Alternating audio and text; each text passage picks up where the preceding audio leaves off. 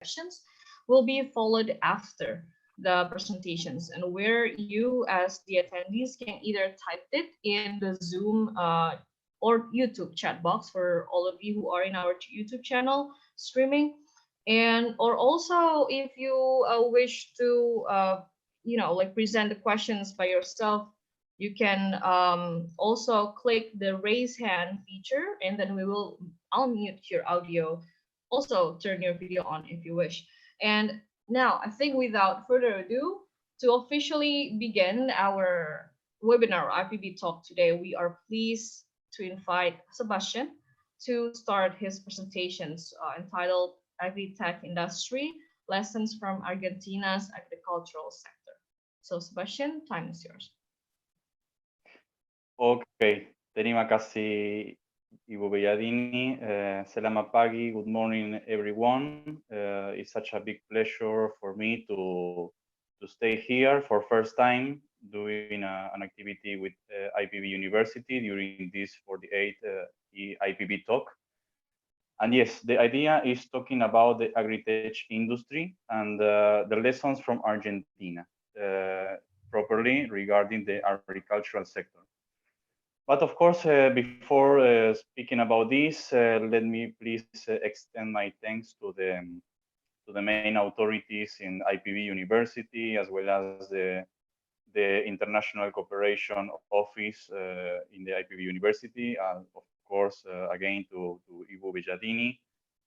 And as well, I want to extend my thanks to authorities in the university, the National University of Luján in Argentina, especially the rector, Mr. Antonio Lapola, also the Dean of the Department of Social Sciences, Mr. Miguel Ángel Núñez, and especially to the director of the Observatory of International Trade, Mr. Gustavo Alves, who is in this moment also attending the event. So I want to especially thank him because the support.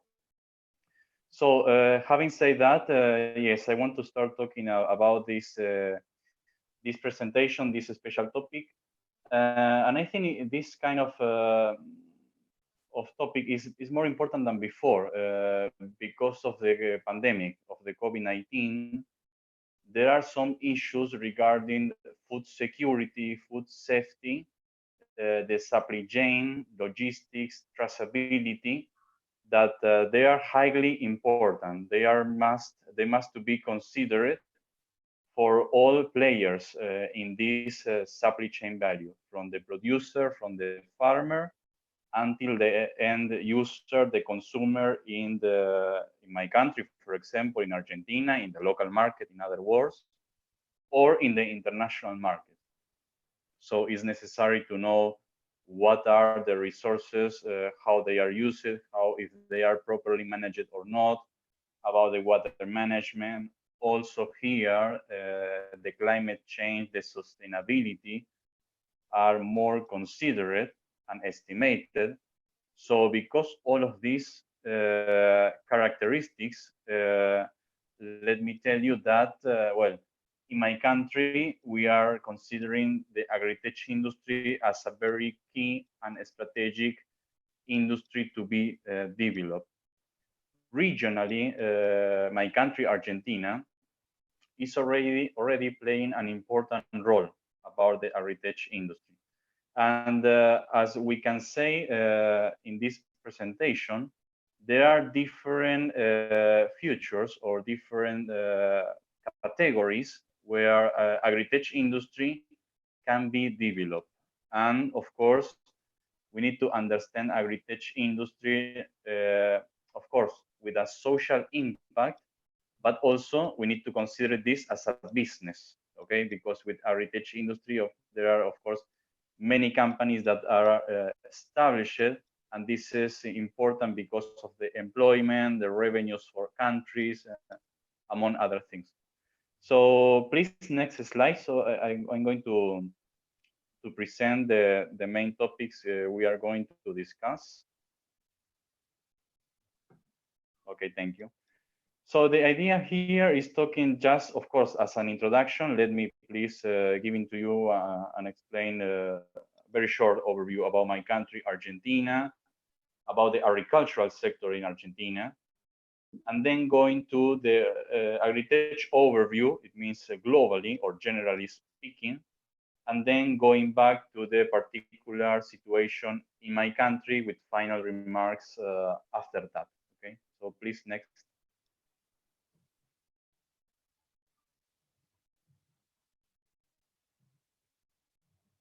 Okay, thank you. So all of you, I think, already knows the geographic situation of Argentina. For those who don't know, well, Argentina is located in South America with neighboring countries such as Chile, Uruguay, Paraguay, and Brazil. We are in the southern part of Argentina. And this is also very interesting to note because of the different climates, the different agricultural lands, climates, and this is impacting on the kind of production that Argentina can offer or to develop. Argentina has compounded by 24 provinces. The capital of Argentina is Buenos Aires, which is situated in the center and east part of Argentina. And the main important provinces, I'm going to talk about this later, but you can see right now the map. They are located in the center to the western and eastern part of Argentina. And the most important one, because of the importance when we talk about the trade or the international trade, the composition, well, the main provinces here, they are playing an important role are a part of Buenos Aires province, Córdoba, and Santa Fe, which are just to the north and neighboring with Buenos Aires province, okay? So please, next.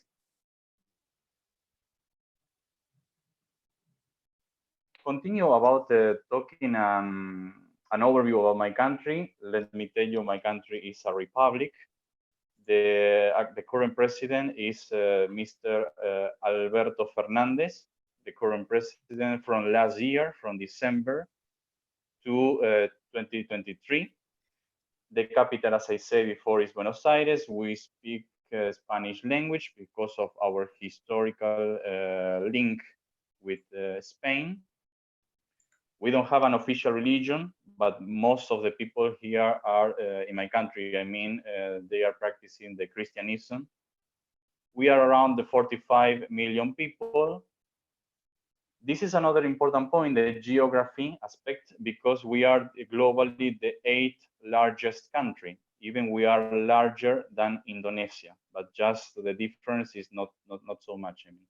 But this is important because we are playing an important role when we talk about crops, when we talk about food production, because, you know, in my country we have 45 million people, but this is no, we know that we can offer and provide food for more than 400 million people. So, in other words, we have a necessity to export products because of the overcapacity. Okay. There are some important also aspects to think about this, which is that in my country, we have a big concentration in the most populous cities like Buenos Aires Autonomous City, and of course La Plata City, which is the capital of Buenos Aires province. But then also we have in Córdoba City, in Rosario, in Santa Fe City, in Mendoza City, in another province. So I think in my country, there is a concern, and I think maybe this is the same or quite similar with Indonesia. It means when we talk about concentrated urbanization, no, or urban cities, we have here Jakarta, or we have Surabaya, Yogyakarta, Bandung, among other things, among other cities, I mean. But then they are not equally concentrated or developed when we talk about the agriculture or even the industry and services sector. So in my country, it's happening the same. I think we are not equally distributed. the industry and the business. So this is one of the things that in my country we need to analyze and work with in the near future if we want to have a better development, of course. Well, having said that, I'm going to talk about the agriculture. So please, can we go to the next slide when we talk about the agriculture? Okay, thank you. So the agriculture, you know, that is very important in a general perspective, and this is also applied to my country, to Argentina. But the agriculture is playing a major role when we talk about the birth and expansion and historically from the past. I mean, about the development of the human civilization, no, for tens of thousands of years. So, but after time goes on, I mean, they were having developed new ways, new technologies, new tools in order to develop the process of farming, harvesting. And this is not talking only about crops or grains or oil seeds, but also if we talk about the aquaculture or if we talk about the livestock, poultry industry, among other things. So according to time goes on, they were, of course, the technology was progressing with new tools. Of course, the human consumption was getting more important than before. Now, with the impact of the climate change, with these 17 objectives, not of the Sustainable Development of the United Nations, all these things are issues that we need to focus when we talk about. I mean, we as researchers, we as businessmen, we as decision makers in general areas from politics to economics to business and researchers in academics. So we need to follow the pattern, we need to follow the trends. So this agriculture, this agri-tech are things that are going to be more important than before. So the utilization of technology and applied to agriculture, we know it as the agri-tech. Okay, the agri-tech is going to be important for farmers, important for the development of the production and in my country. Okay, but before this, I'm going to tell you the agriculture scenario in my country. In my country, right now, approximately, we have 34 million hectares and regarding crops. And remember when I told you before that my country is located in the southern part of South America. And there is an interesting point, which is the variety of climates, the variety of lands. You can see that we can find agricultural system or pasturing system in different areas.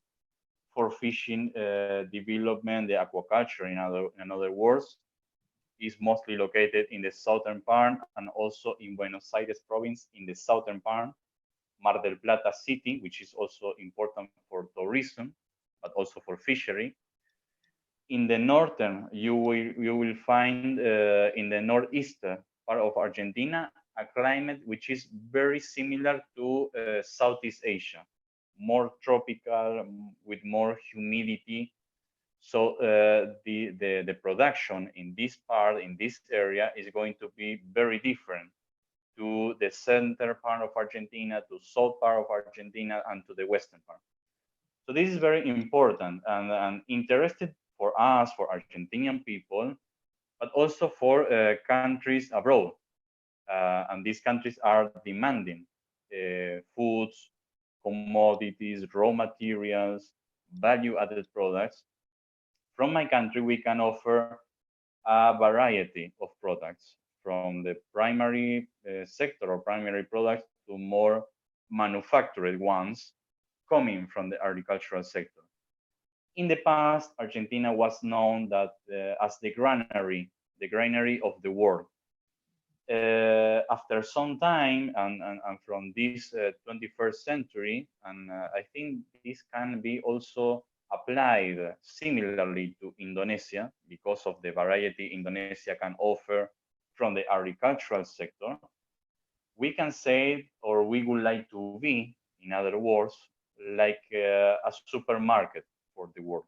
And remember, I mentioned before that Argentina can offer food products for more than 400 million inhabitants in the world. We have the capacity for doing that. So the agriculture in this aspect is very important.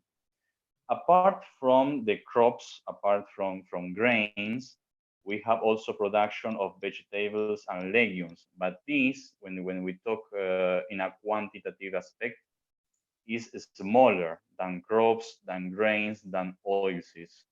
This is very significant. I mean, the gap between crops, grains, and legumes and vegetables in general. In my country, maybe you know the main crops are soy, the soya bean, wheat, corn, sunflower, sorghum, rice, among others. There are many. There are many that I can mention, I can list it, but as a matter of time, I will just take a look of this. And currently, we are exporting commodities or products like soya bean, like wheat, for example, to Indonesia. And actually, Indonesia is a big importer of wheat and soya bean also. And we talk about soya bean meal, which is for the animal feed mainly. Argentina is the main source, not only for Indonesia, but also for the world. So this is also very important for us.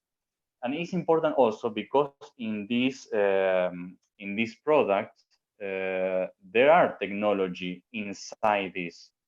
Maybe there is a general thing that with grains, with crops, with commodities, there is no any technology involved. There is no any technology linked with.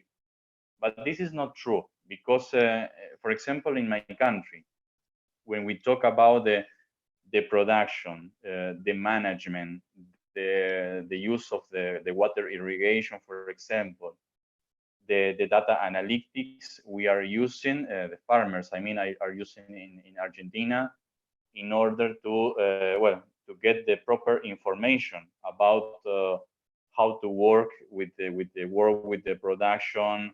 For example, when there are insects in the field, well, all these things are analyzed and are inserted into the technology system. So here, and when we find the final production, even it's just soybean, even it's just wheat shipped in bulk. I mean, even they don't have any packaging like in the supermarket, like we found in the supermarket. Well, even here there are technology involved. So this is a very important aspect that we need to analyze and to consider it. Okay, the agricultural sector is really very important in my country from the past. Even when we talk about the employment, I mean, the agricultural sector, for example, indirectly generates 2 out of 10 private jobs. So we roughly speaking, is between 2 to 4 even million people working for the agricultural sector, which is a high number. It's a big number. So this is very important thing. And even the agri-food chains, when we extend it to more developed, to more industrialized, well, in this particular case, the agri-food chains generate 22% of the national private employment. So this important number is highly estimated for governments. I mean, this is important because when we develop the food policies in my country or the trade policies, well, we need to analyze the statistics, we need to analyze the number, we need to analyze what is happening in the ground, in the fields in this case. And particularly, for example, the meat and dairy chains, regional economies, and the agricultural in the main center of Argentina. And for example, here in the map, you can find it with this light blue color in the center. This is known as the Pampa region, or the Las Pampas region. And here is the agricultural is very important. And in this particular case, 23% of the national private employment regarding to agri-food is developed or is established. So this is very also important for us. Next slide, please. I don't want to forget to tell you that even when we talk about the production, the agri-food chains produce 1 to 10 pesos. Peso is the Argentina local currency of the gross domestic product. So the agri-food chain and the agricultural chain is around the 10% of the Argentine GDP. So this number in the past this number was bigger. Okay, but there were some developments with industry, with services, of course. So when we are comparing, with each other, there was a decreased importance in a percentage, but it doesn't mean that it is not important. It's all the opposite. We are still considering agriculture as our pillar, and because they are getting an important quantity of, the revenue, because of exports, and because when we talk about the trade balance, when we talk about exports, for example, well, 60% of the total exports in my country are based in agro industry in general, and agro commodities, the soybean again, wheat and corn. So because all of this, we cannot deny the importance of agricultural sector. So that's why Agritech here and from a few years ago, well, is being considered in an important way, in a general perspective. So we are trying to finding ways to increase production, to increase the yields production. We want to save time. We want to, of course, we want to get a reduction in our cost. When we talk about the primary sector, the agricultural sector. So because of this, the Agritech, these startups regarding the agricultural sector are being developed, and there are institutions in my country, as well as, of course, the government, that they are, conducting, or researchers in the case of these institutions, or policies in the case of the government, mainly in a national level, but also provincial level and local level.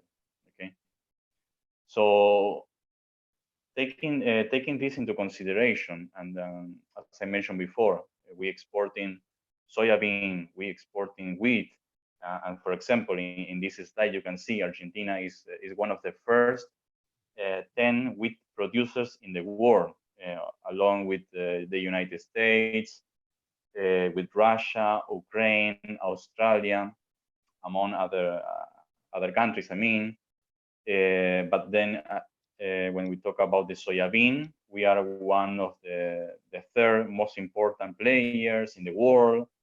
The similar is happening with corn. Maybe we are in the top 5. So these are the most important crops for Argentina. Then, of course, as I mentioned, we have sunflower, we have rice. Livestock industry is very important in Argentina, and in this moment, and from the last year, we are exporting a lot of beef products to China mainly and to another countries in Asia as well.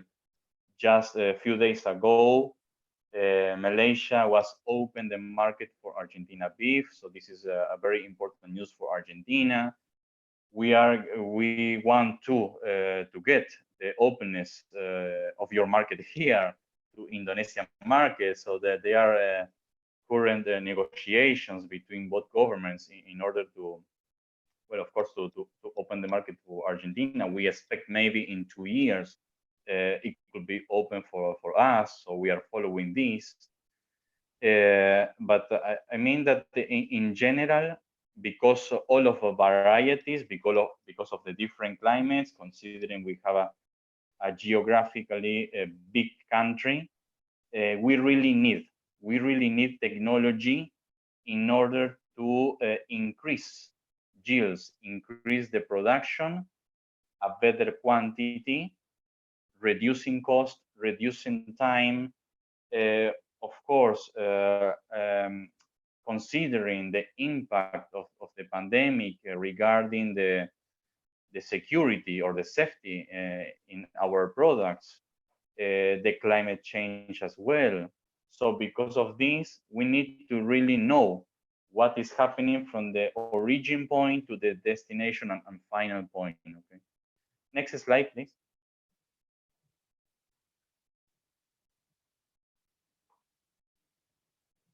Okay, thank you. So as I was mentioned before, in the case of cereals or crops or grains, we have wheat, we have corn, we have rice also. As here in Asia, we have a lot of producers as well. But when we talk about oil seeds, we find that the most important one, apart from the soya bean and the soybean meal, we have the soya oil, and we have also as an alternative the sunflower and sunflower oil. And these kind of products are very well recognized globally, are worldwide. So not only just like a commodity, no? For example, you can see here the picture of the soya bean only, and then you can see also oils. And here we have a lot of technology involved, because we are testing, we have laboratories, we are doing analysis. Here also we have the traceability. We have a lot of technology involving the herbicides, the fertilizers. Again, here, the analytics, the big data here is very important. We need to analyze how is produced in the different parts in our country, not only in the middle, in the center of Argentina. Consider, for example, what is happening with sunflower, which right now is being developed very interestingly in the north of Argentina. So because of these varieties, because of the capacity we have, the human skills is not only the technology, as a tangible product, but consider the human skills. Well, the Argentina is already tracking this, is working with this. And maybe the main problem in Argentina is the finance or the investment capability.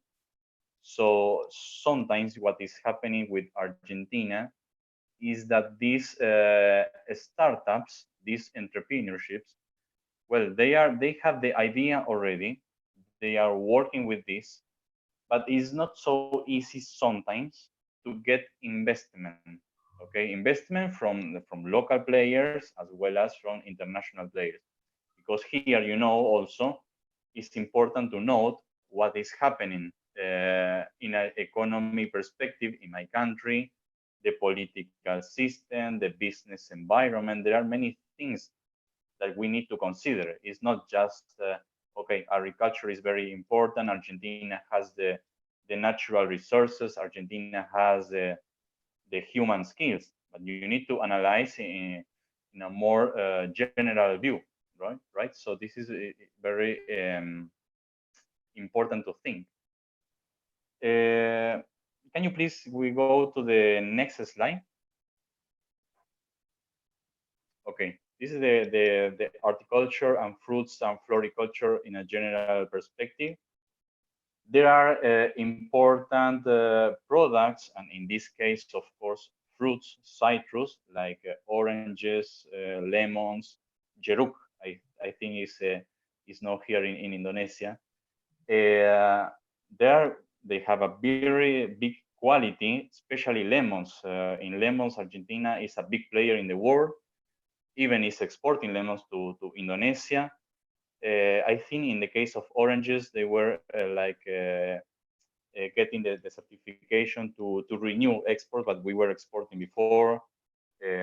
Oranges, tangerines also. But these products are, geographically speaking, they are developed in two important regions in my country. In the case of lemons, in the western Argentina, mainly in Tucumán province, and in the case of orange and the tangerine also, in the eastern Argentina, mainly in provinces like Entre Ríos and Corrientes. These provinces are just in the northeast part of Argentina, and in the case of Entre Ríos, is bordering with Buenos Aires province. Okay? So in this particular case, again, here technology, we are going to find it, okay? Because of the testing, the lab analysis, the traceability. And here I can put the practical experience when I was working, well, many years ago for a multinational company in Argentina. This company was exporting and is still exporting. It's a very big multinational company here in Argentina, sorry. And they are exporting orange, lemon. So I remember when we were exporting to many countries, to Hong Kong, to Indonesia, Philippines, Singapore, Russia, Canada, among other countries.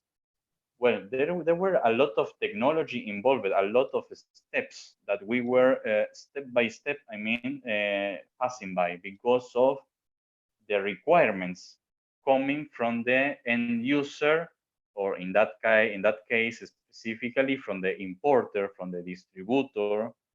So because of these requirements, that's why in Argentina, farmers, producers, and exporters, they were, buying technology or developing technology because it was important. Testing the product. It was important conducting traceability of the product.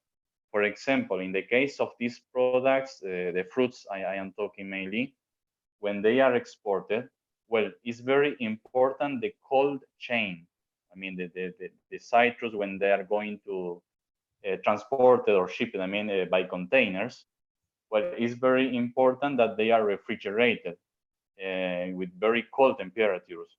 So here also we have technology, and this technology is very important, because what happens is if we don't have any cold chain measure about this, well, we have already experiences in the past that there were problems because the citrus, the lemons, for example, they were arriving in the destination port in a not good quality, because it was losing the cold temperature.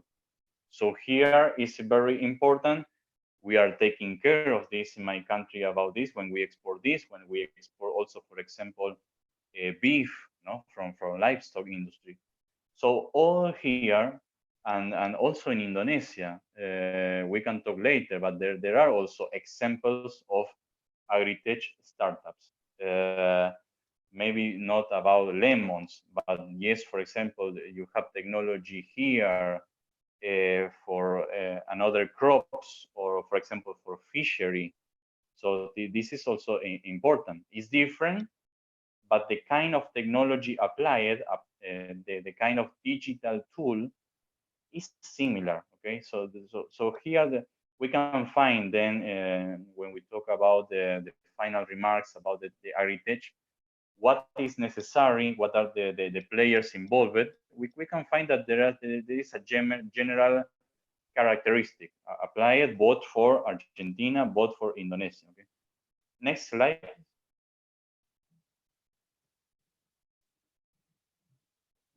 Okay. This is mainly, you remember the map of Argentina and the different colors because of the different climates, the different lands. So as I just mentioned before, there are different subclimates in my country. Yeah, and for example, we have in the North Argentina, more subtropical, more related to the temperature we have here in Southeast Asia. In the South Argentina, we have a very winter temperatures, very cold temperatures. So in this particular case, there is going to be different crops compared to the north. Well, and the same we can say in the West Argentina, in the Center Argentina, and in the East Argentina. This is interesting when we are going to offer products from my country, not only when we are going to do research in an academic view. We need to also think about this in a business perspective. So, for example, in this particular case, I am mentioned the Misiones Plateau. Misiones is the northeast most located province in my country. In Misiones, we have even jungle. We don't have jungle in the south. We don't have jungle in the western or even in the center Argentina. So this is also very interesting. And we have different, as I mentioned, different products, different crops. I just mentioned here as examples, yerba mate, which is very important for Argentina because there is a traditional drink in Argentina, which is the mate, the yerba mate. So we are used to drink this, and we need the yerba mate plant from the yerba plant. And there are also the tea plant, and we are also exporting this. It's not for local consumption. Then we have cotton production in the north center Argentina, and we have another fruits and vegetables in another provinces. Okay, so I just want to re-emphasize again how Argentina is blessed naturally because of our land, because of our resources, our climates. And fortunately, Argentina, when we talk about the natural resources, is well recognized. So just take the example of wines, no, from the vineyard, and you can find here the image in the above. You can find the mountain and you can find the vineyard. This is in Mendoza province.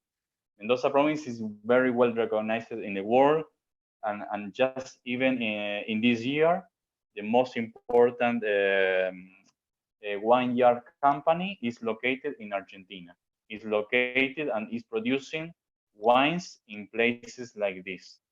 And here also for wines, once again, we have the technology, because again, process like the analysis, the data management, how the grapes, for example, are distributed, how they are, if they are facing any problem with climate, with cold temperatures, how is the level of moisture, the soil management, the water irrigation again. So there are a lot of things that producers, farmers, and exporters, I want to mention in this priority, they need to take into account how they can process the data that they collect thanks to the technology. And with technology, we are talking about not only just a computer or a laptop. We have we have smartphones, we have even drones, we have trucks or tractors working with these. In the case, going back to the soybean, for example, the wheat, the corn, we have a lot of different machinery, agricultural machinery, and all this agricultural machinery, they have already technology. Even there are some machineries that they are automatized. I mean, there is no necessity, even in some kind of machineries, there is no necessity of any human driver. all is conducted automatically, thanks to robotics, thanks to the artificial intelligence. I mean, well, all of this is possible. And here again, let me emphasize, you are reducing time, you are saving cost. And even in these particular cases, you don't need too many employees for this.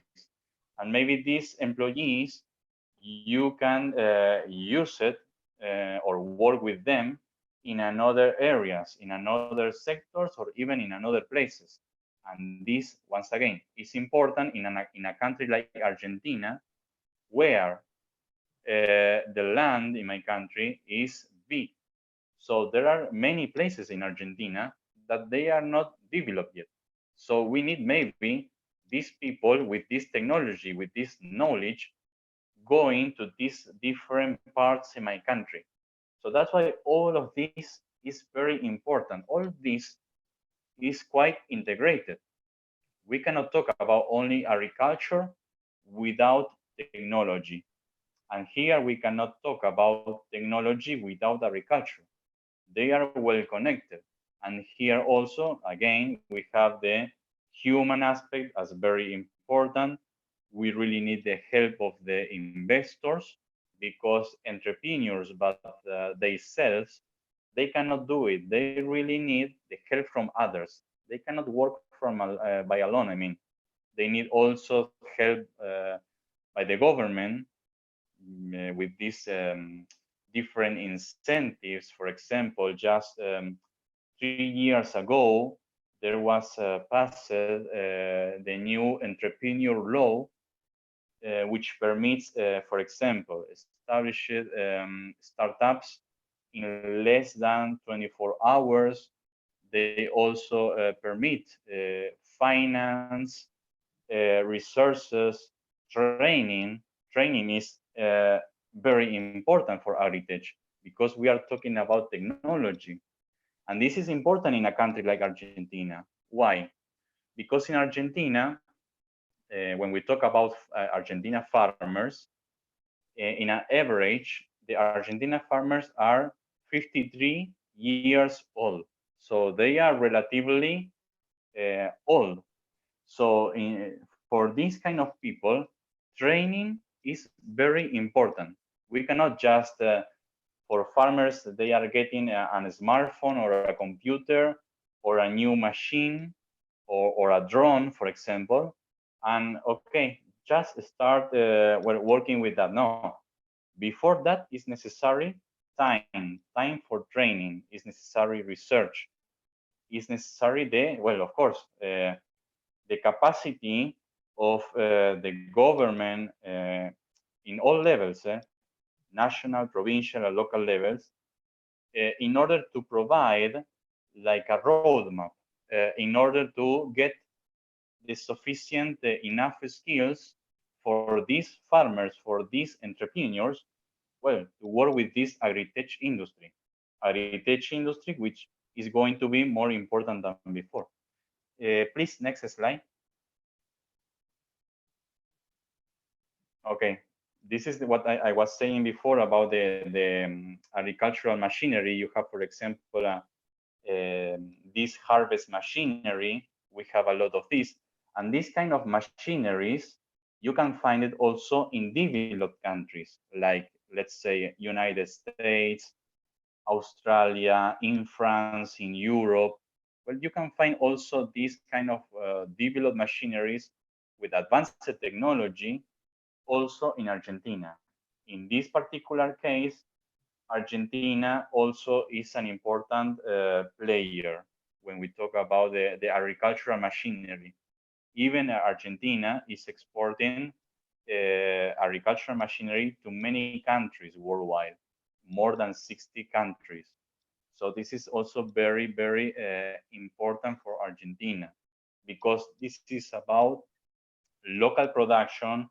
Of course, some of these, how to say, insumes, I mean, the raw materials, sorry, I don't find the word now.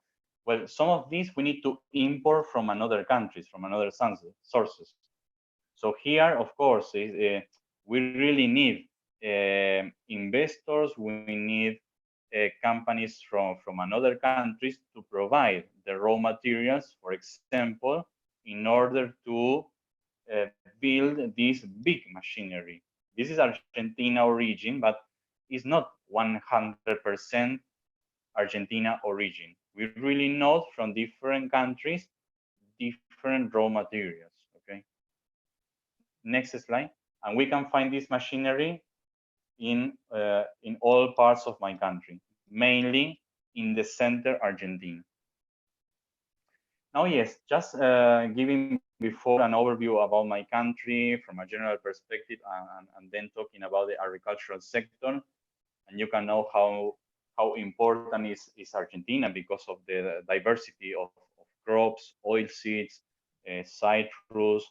You know that is very important, the technology already, because of the different supply chain, the different steps into the supply chains is very necessary in every step, the technology in a different aspect, but is very important.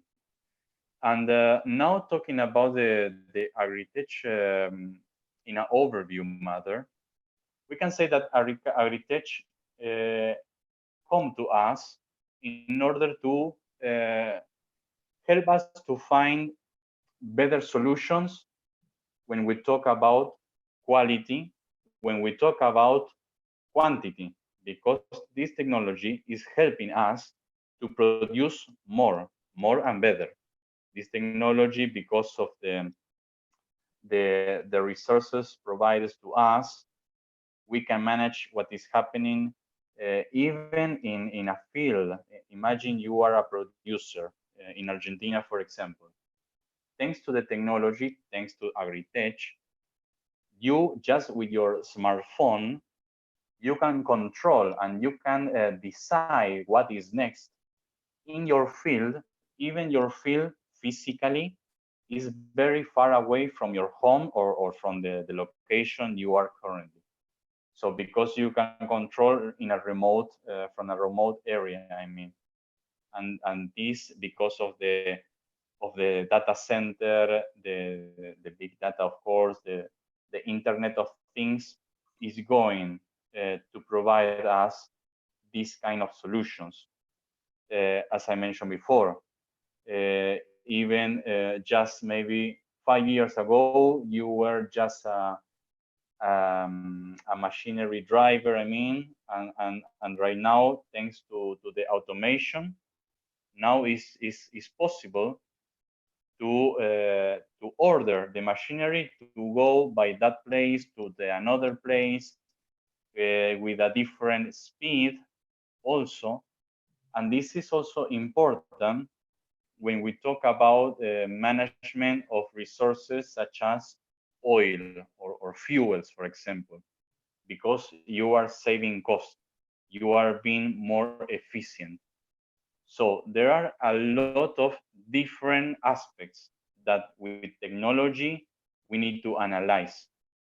Crops, moisture, the climate, insect, the time, managing the fuels, managing also the time you want to work in the field.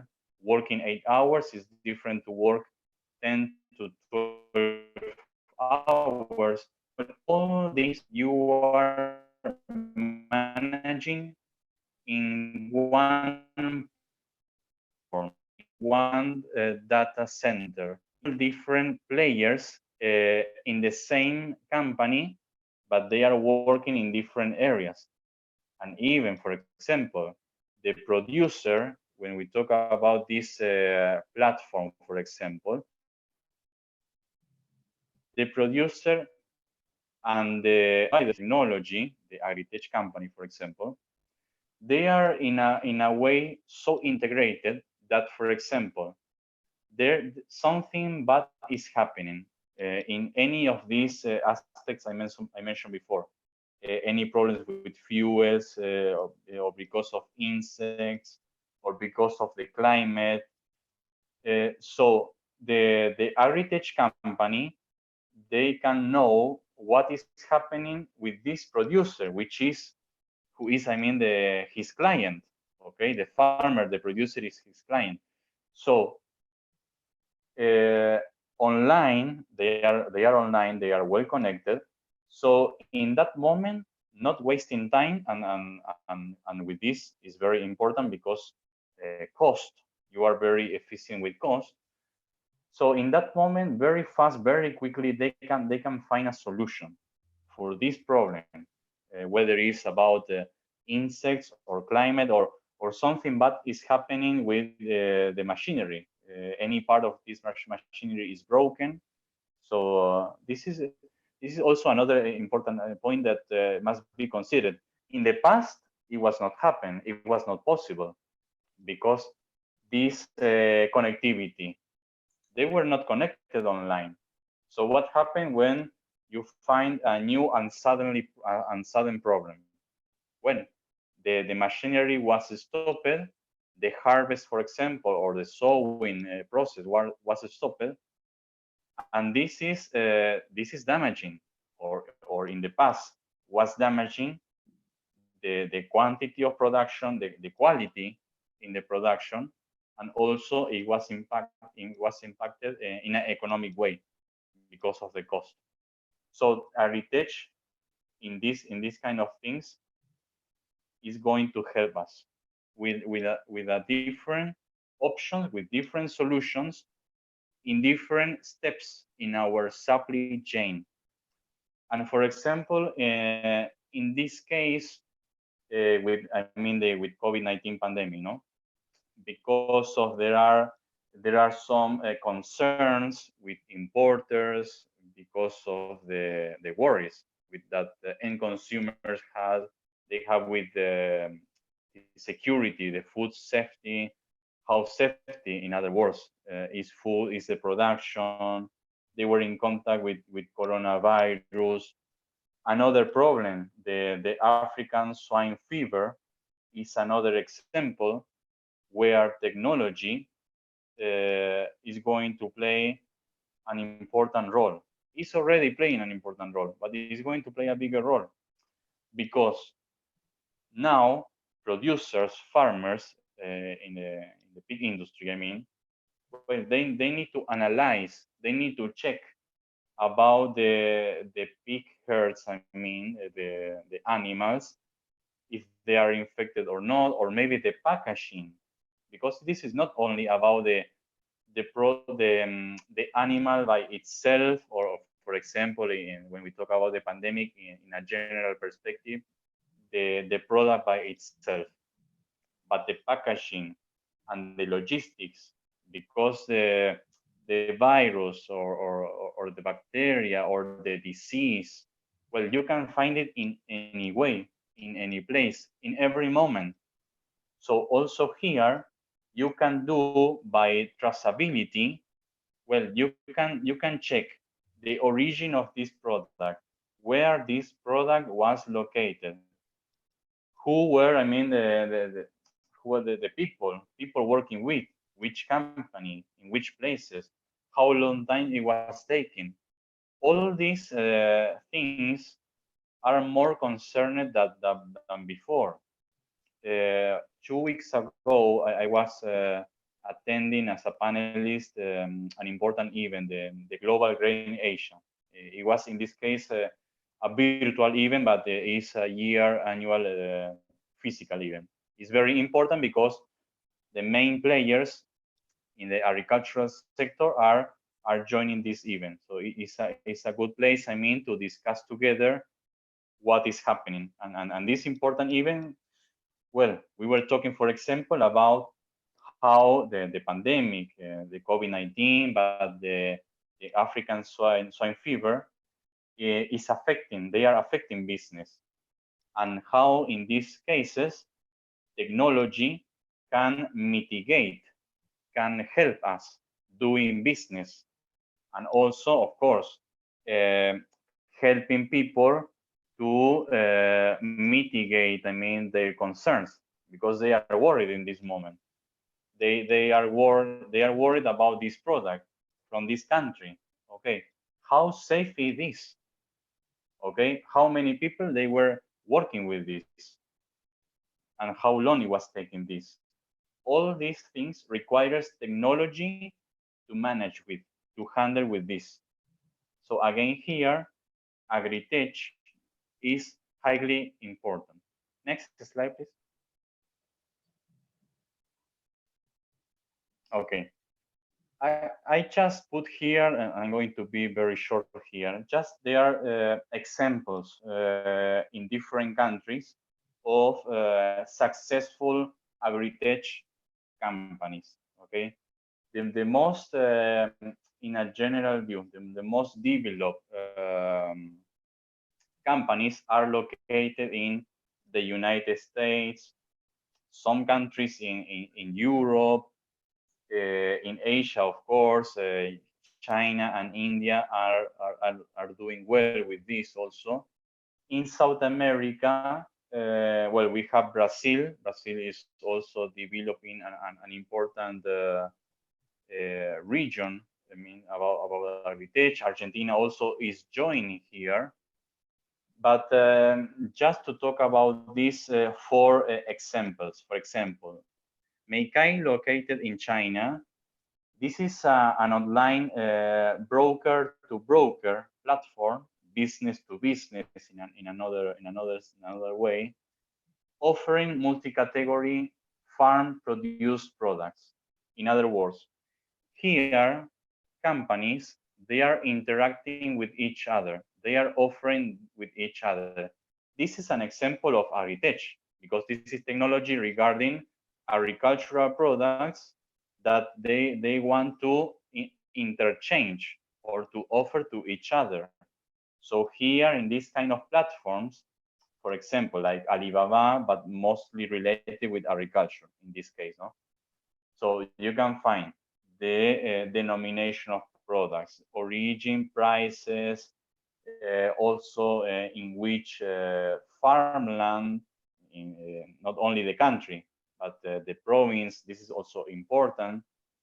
So because of all of the prices, of course, you, thanks to technology, you can do this kind of transactions. These kinds of platforms already many years ago, but this is specifically regarding agricultural products. You can find also like this in your country or in Southeast Asia, in Vietnam, for example. Another one, another agri-tech successful entrepreneur is located in the United States. The name is Farmers Business Network, which is basically an online platform to share agronomic data. And this is important because it's about being integrated. Again, when we talk about technology regarding agriculture, you cannot think only about one company or one agri-tech company. No. Here, you are going to find a lot of different players working together, okay? Even in this particular case, is about providing, I mean, the data, statistics, information, what is happening in lands in different places in the United States, like, for example, Missouri or Kansas or Texas, just to name a few important agricultural regions in the United States. So here, this is important. For one side, for farmers located in this region, but also in all the United States. This is also important for competitors from another countries. Let's say for Argentina farmers, because they can analyze what is happening in this another competitor company, another competitor region or country. This is important for the government, well, in the United States, of course, because they can going forward with more aggressive trade policies or not, or they can they can provide different assistance depending how much they need, depending if it's a good scenario or a bad scenario. But also this information is important for potential importers, because they can analyze, they can manage the purchasing policy. Okay, let's try to continue buying in the United States, or no, look what is happening now in the United States, or look what is going to happen in the coming agricultural season or trade season. Okay, let's move what is happening in this another country. Let's say Argentina, let's say Brazil. So because of this information, you can conduct a lot of different tasks from different players. And again, you can find this in one platform. Platform means technology. Okay. This another, there is another example from the United States with this named Plenty. Plenty is also located in the United States. Again, United States is a very developed agri-tech industry. You can find there not only in Silicon Valley, which is very well known, but in another places, in other countries.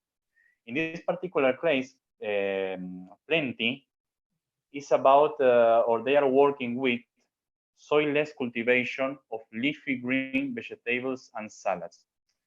This is more about the developing products. They are analyzing products, and they are sharing information about what is happening in the United States generally.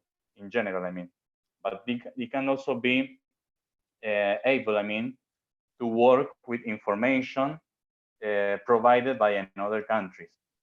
Okay, but in this particular case, and maybe you know also, there are countries like Israel, Singapore, for example, Japan as well, even United States and some countries in Europe, in the European Union. But mostly it's about countries that they don't have. For example, this agricultural extension, like for example, Argentina has, or Brazil, or United States, or even Indonesia in some crops. So for these countries that they don't have the enough natural resources, mainly land, well, they are doing, or they are working with the vertical production or vertical integration, which is basically, for example, we have a special building, it's a building, where they are producing, they are doing cultivation of different crops or leafy greens, vegetables and salads, for example. And all here you have technology, because you are working with artificial light, not light from sun, for example, I mean natural light, but with different color lights. Of course, here the technology is going to be more important for the traceability, the testing, the analyzing, because all these productions, I mean, are growing in an artificial place. You don't have natural land. You are working with vertical integration. So here is technology more important than even in the fields, I mean, in the ground.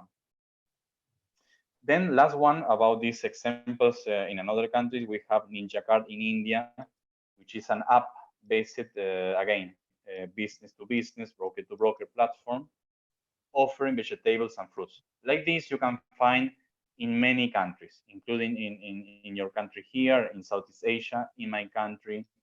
But these are the most successful in this particular country. Next, please. Okay. This is more particularly the case in Argentina. For example, you can see this picture about this machinery.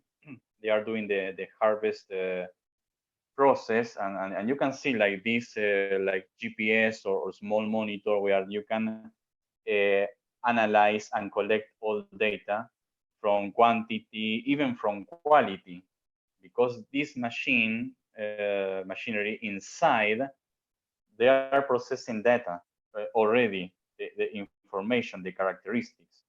So already in that moment, when they are doing the harvest process, they are collecting important information.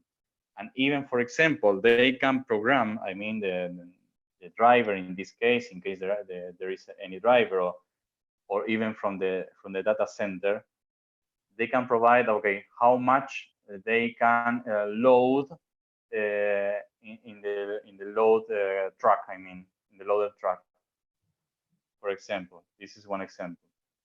You can see also here in this slide the logo of the different institutions and organizations in my country working with agricultural and more specifically with technology in my country related to agriculture, okay? So in other words, with the agri-tech.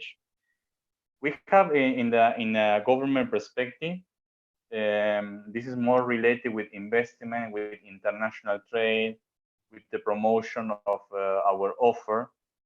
Well, here is in Spanish, but it is the Argentina Agency for Investment and International Trade. And here the idea is to promote, to open markets for not only our agricultural products, but our agricultural technology, devices, products, software. The idea to conduct research together, cooperation together. We are doing already like this, of course, with government assistance, but also with this another two institutions I'm going to mention now, which is INTA and APRESID. INTA is the National Institute of Agricultural Technology, in English, I mean. And the other one is the Argentina Association of Direct Sowing. I am translating into English, or no-till producers. This is a specific, in the case of APRESID, and mainly about no-till or direct sowing.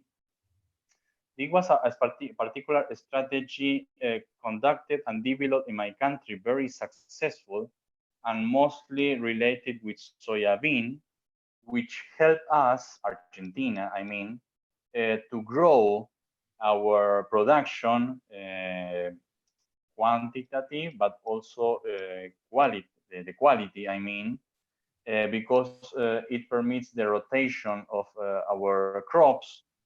Let's say, for example, in this season, working with soybean. But after harvesting in the soil, we keep the dry materials. I don't want to say the waste, but they are like materials from the harvesting process. And we are using this for our next sowing process or our next production. Let's say, for example, corn. And these materials are helping the production. Why? Because it helps us with the nutrients. It helps the soil because it permits a major level of moisture, the humidity. So because of this, the efficiency of the commodity is getting better, more efficient, and the quality is better. Well, the APRESID as an organization founded in 1989 by producers, well, they were playing an important role until now with development, with researching, with training and cooperation abroad. For example, APRESID in the last years, they were conducting a lot of training assistance to African countries like Kenya, Mozambique, Angola, Nigeria also. And now we want to extend it to another countries in Africa mainly. But we are working also in countries with Asia, I mean, Asian countries. In the case of INTA, for example, working together with Vietnamese counterparts. And I'm going to mention later, but there is a collaboration, I mean, a process of collaboration between Argentina and Indonesia. And I think there is a big ground to continue working with this. It's mainly related to the livestock industry, and also to some specific productions in Indonesia, for example, the corn and related to biofuels. So with examples like this, I think we can extend it to other ones. And I think that Argentina has already the capacity, the human skills, the knowledge, the know-how. I mean, and we are already helping another countries by sharing what we know so far. So in Argentina, it's already agritech or agtech. You can also find the agtech like a synonymous of agritech as a very important key sector. It doesn't mean that it's already developed in my country because there are yet, I mean, some challenges. I mentioned before, for example, the finance capacity, the investment capacity, as well as, I mean, the training is necessary because, again, in a leverage point of view, farmers in Argentina are older than in other countries, so they need more time. I mean, for training to get along with these new machines, the more technologies. I mean, but even that, I mean, Argentina is already, we can consider it already as a regional hub for the agritech development. There are even a lot of investors coming from another countries, even from the US, from Europe, working with Argentina, not only because of the human skills, but because of Argentina has a very big land. Well, this land is like a physical lab, so you can test products, software, the technology in this big land that we can offer. So this is also very important, and we know already that we can offer this. So again, here with challenges, with positive things, but things that we need to continue work with in order to get a better efficiency. Well, here we need partnership. We need partnership with private sector or between the private sector, but also with private sector.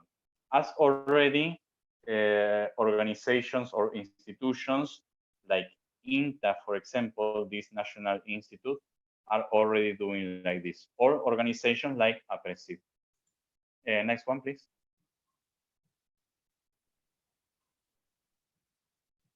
Okay. Here we can find these are just few companies. We have more, but I just put here examples of different companies because of the different categories that companies can offer: products, services, training, assistance, finance, that you can find in Argentina. For example, you can find in these different categories, no? I'm going to mention it.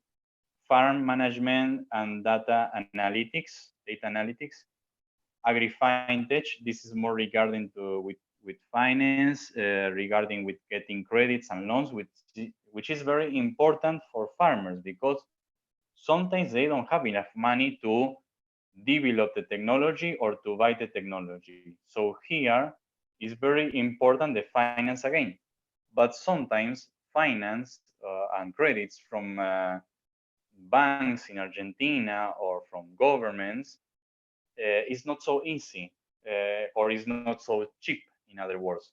So sometimes here, the private sector or these agri-tech companies, they can give us a big hand because they can help us providing facilities, loans, credits with low rate interest, I mean. So this is very important. Then also we have agri-tech companies working specifically with logistics, also with the Internet of Things in a general perspective. I mean, with artificial intelligence, with robotics. There are companies working only with providing platforms from this, remember the business to business or broker to broker platforms, providing solutions for that. You have also agri-tech companies providing software or services or products, technology products regarding weather, and weather is very important for the agricultural season because of raining or not raining, drought, not drought. So all things is necessary to manage, and after that to well, to make a better decision. Also, again, the irrigation system I mentioned before, the water management. So I think there are many examples that Argentina can already provide a good example to the world. And Argentina in these cases that I'm going to mention now, some examples, some companies from here, that these companies are already able to help others in another countries. I mean, to work together. It doesn't mean that this agri-tech company, for example, they want to export the product, the specific product they are developing in Argentina, because it can be a wrong decision. Because, for example, let's say in Indonesia, you have different characteristics. So you cannot export the same product, technology, or service in Argentina than in Indonesia. You need to consider it. You need to consider all the characteristics, particularly of Indonesia, the natural resource, the human skills, the climate, of course, the logistic situation. So, in other words, is if we want to be, I'm going to say this in a more business view, no? You want to be business with this kind of entrepreneurs, with agri-tech products or services. Well, you want to expand abroad, you want to go to another country. Well, of course, you need to analyze, you need to consider what is happening, particularly in every country, in every region, even because, let's say in Argentina, you have different climates, you have different environments. It's like in Argentina, you have different countries, something like this. Okay, so all this is very important when you do business, or even when you do research. Okay, even it's not about doing business. But let's talk about these short examples I want to mention. Please, if you can just like move next, I think you can see some arrows. Thank you so much. Can we go one by one, please, so it's not so confusing? Okay, thank you so much. So the first one I want to mention is the S4 Agritech, or you can also you can find this company as Solapa 4, the name, no? It's a Spanish name. But this company is a very important, very successful. It's about data analytics tool for risk management to agribusiness in general, okay? But it's very important because it's a developer, this company, of data analytics and decision-making tools for agribusinesses to improve the agricultural yield and risk mitigation. And again, this is about the climate. This is about how to manage when we have insects or another problem. So in all kind of things like this, the technology is well, is much appreciated. I think is very important. So companies like this are already providing an important and helpful digital tool. Next, arrow. Okay, thank you so much. The next one is Quilimo. Quilimo is the name. Quilimo provides irrigation solutions through soil testing and climatic data integration. So again, climate, resources, soil, level of moisture, all this information is saved and integrated in one platform. And this platform is, of course, provided to the customer, to the farmer, to the producer. So in the case this producer has many hectares, many fields, and many crops in one province or in another province, well, he can compare one with other, or even in the same field, let's say, in different batches, you can compare one with each other, so you can analyze why the performance in this batch, for example, is so different to this one. This is happening. You can find the situations like this. Why in the same field, I was with only one machinery, for example, sowing seeds, let's say, for example, the soy, no? And you have like a different performance in the same field. What was happening? Well, with technology like this, with this platform, you can find all the information, all the criteria that can explain why the performance was so unbalanced. Why in this part of the same field the performance was so different? Well, all this permits that the producer can, in the case it's necessary, going back to the same field, for example, this part of the field where was the problem found, I mean, and try to well, solve the problem. It means, well, going back and sowing more seeds, or checking if there were insects in this part and not in the other part. So going with pesticides or fungicides, herbicides, something like this. So all this is very important. And before, many years ago, I mean, we don't have this kind of this technology. So right now it's possible, and that explains in part why countries like Argentina were increasing the yield production. Why, for the same, for example, area for soy production, soybean production, why? In the last year, for example, we were producing more million tons than before. If we are doing the same, we have the same area.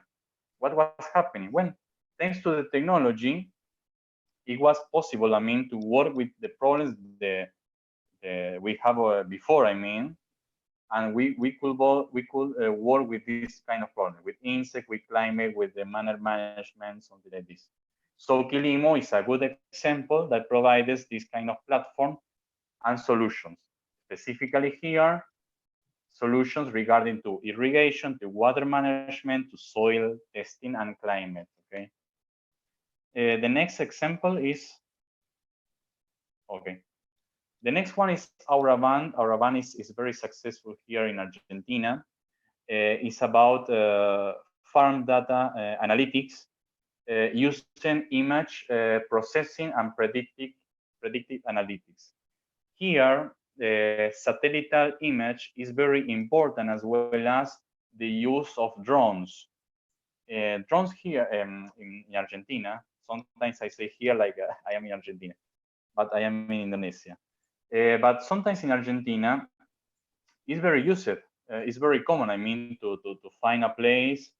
There is, for example, a wheat crop, and you can find like many drones like flying over it. But well, they are taking photos. They are analyzing by you or for you all what is happening by taking images, by taking photos, and also the satellite images. So after that, going to this platform, to this big data that we are by algorithms, you can analyze what was the performance. So Auraban is another example of successful agri-tech company providing solutions. Okay, in this particular case, is a comprehensive digital platform for the development of precision agriculture. When we say precision agriculture, is mainly related to these specific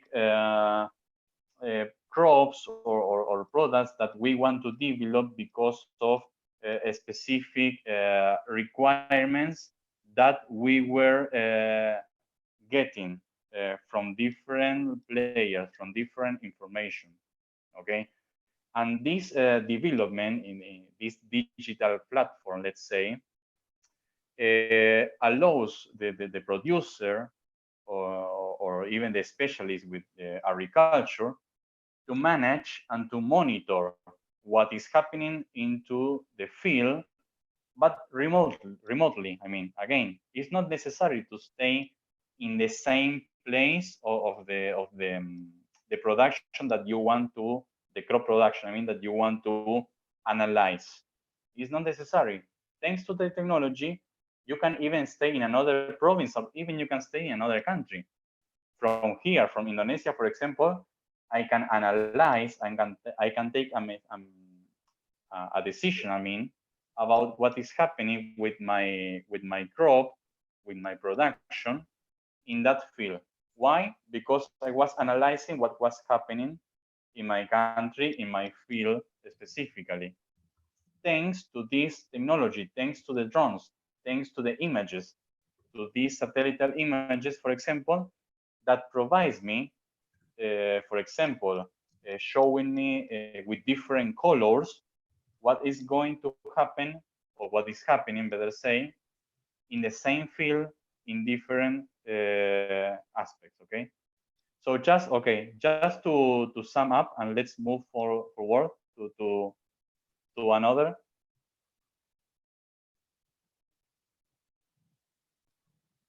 Okay, just these examples are I am very sure with this. They are mostly related in the case of Wabi, for example, with crowdfunding. I mean, with finance, with investment, and these investments being provided and allocated in another agri-tech companies. So here the point is that this agri-tech company is helping another agri-tech companies, or in another words, also another producers who are using already technology. And in this particular case, it's important the development. And for this, it's important finance, it's important investment. So Wabi, this company, is working with this. Next one. Okay, but I'm going to sum up with this. Booster Agro is a cloud-based platform for weather again. So it's analyzing by forecasting, I mean, what is happening with weather, and it contains very parameters such as precipitation, winds, temperatures, humidity, pressure, and so on. I mean, and this is important because it permits producer farmers, and because they are decision makers, well, to manage how to work with this field when they are facing maybe some challenges from the nature, because it's about raining, not raining, hot, not hot, humidity or not, something like this. And the last example, let's move to the last one. Okay. The last one is more related to livestock. The name is Tu Rodeo, the name of this agri-tech company. We provide this basically monitoring solutions. It provides sensors for each animal in order to connect animal information of each animal. Even if they have thousands of animals, okay, they can provide information particularly of each animal. So it helps to provide, for example, information about the animal health, the animal behavior. How is the feeding behavior of this particularly animal?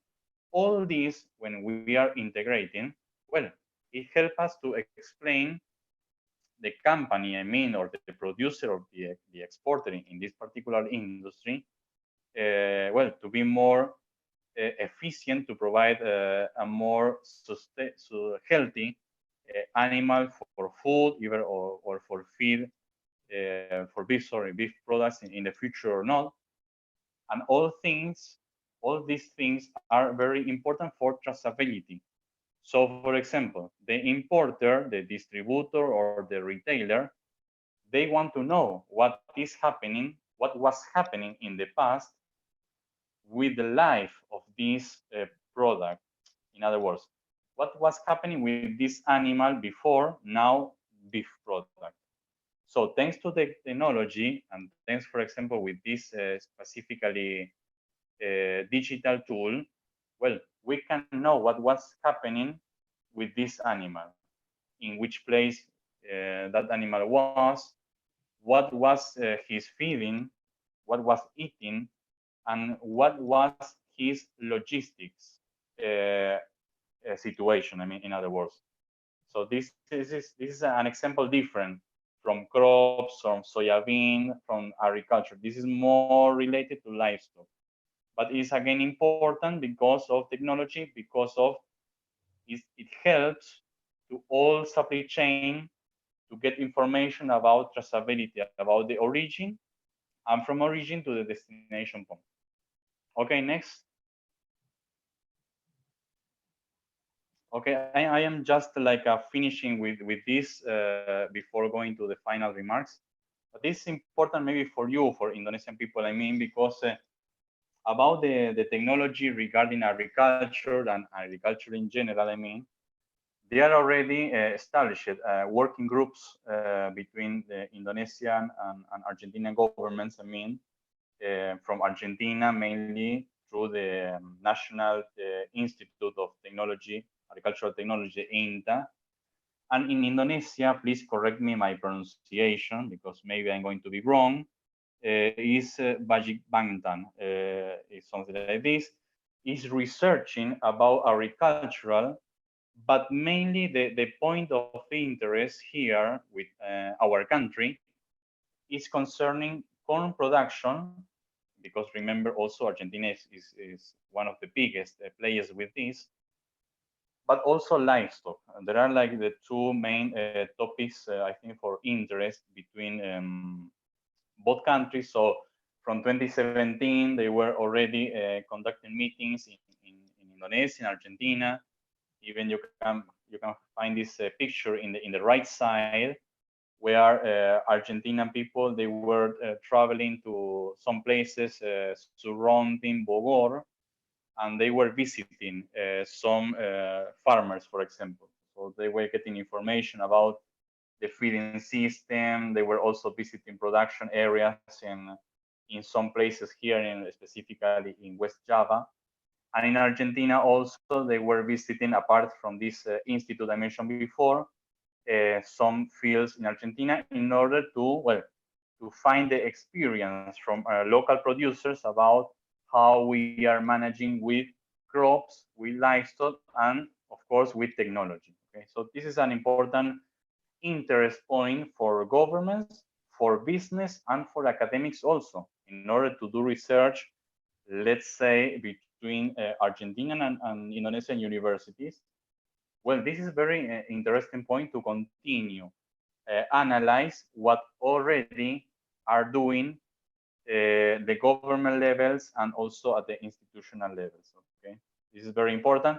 Argentina and Indonesia, they are very big countries when we talk about agriculture, when we talk about also livestock. Okay, so I'm going to want to the final remarks and finish with my presentation, but then open to any questions. But I think that I was already expressed many times. I mean, the importance of the agri-tech, or in other words, the technology regarding agriculture. The agriculture with technology together, the agri-tech, they encompass more than just statistics, more than information, or even robots, drones, satellite information, or agricultural machinery. But also, remember, we can use this technology regarding agriculture for logistics, for marketing, or even for doing business. So technology regarding agriculture is very complete so far, and I think there is even a bigger space to continue developing with this. Okay, there is a great opportunity that through the digitization of the agriculture, each hectare, each field, even my country, even in your country or any other country, can become much more efficient, okay, and reducing cost, saving time. So there are many benefits. Of course, there are challenges. Maybe some technologies are expensive. We need help from another players, let's say government, let's say another institutional or public institution or organization. I mean, we need help from researchers from governments. We need help from private sector as well. Even if this is another company that maybe is a competitor, maybe it's possible, and there are many examples in my country also, that they are working together like a joint venture or even doing joint cooperation, I mean, different agri-tech company. So it's not that we are only one agri-tech company and there is no space in our research or our business to cooperate with another one, another agri-tech company. There is still a space because there is a big space, I mean, to continue working with. So I think this important point we need to understand, okay? And we need to understand also that the use of agricultural technology mitigates the need of pesticides, of chemicals, which in other words help for getting, I mean, healthier food and sustainable environment, okay? So in Argentina, in Indonesia, in Southeast Asia, in South America, and across the world, technology is doing well. It has a lot of benefits. It has challenges, but we need knowledge, we need training, we need partnerships, and we need, of course, well, to work with this because it's not easy, of course. Okay, so just finishing with this, and well, you have already our contact details in our last slide. You can contact us for any other topic or question that we are mostly welcome to receive your questions. And thank you so much for your time. Terima kasih. Okay. Terima kasih. Thank you so much, Sebastian, for your very broad and detailed explanations on this blanket term of agri-tech in Argentina. So maybe we could go straight to our questions and answer sessions, where we have around 2 or I think 3 questions from this the chat box. But I see here first Ibu Novita Dewi, Paul Bangtan. If you would like to maybe unmute your audio, so you could also give up the questions. But if not, we will open again to every other attendees who want to just give any questions. Also, just click the raise hand, and we will unmute your audio. So, Ibu Novita, are you still there? If not, we could just go straight, I think, yes, Sebastian, to the questions in the chat box from Umu, undergraduate student from agronomy department. So she asked, talking about that complex agri-tech ecosystem at the past, how did Argentina apply the agri-tech industry? And I want to know if the government released a regulation to make it success. And I wonder how big the intervention of the government. Thank you. Okay, thank you for the question, and I think there's something I was mentioned before, that in my country, even we are well positioned regionally as again as a regional hub for agri-tech industry, and even we are exporting this agri-tech industry to another countries, and we are also getting investment from other countries. But we have still, I mean, a lot of things, a lot of challenges. From many things. For example, as I mentioned before, not all farmers, not all producers are ready to work with these technologies. It doesn't mean that it's not possible, okay? Again, here training in general for these Argentinian producers, because averaging, they are all, well, is necessary with this.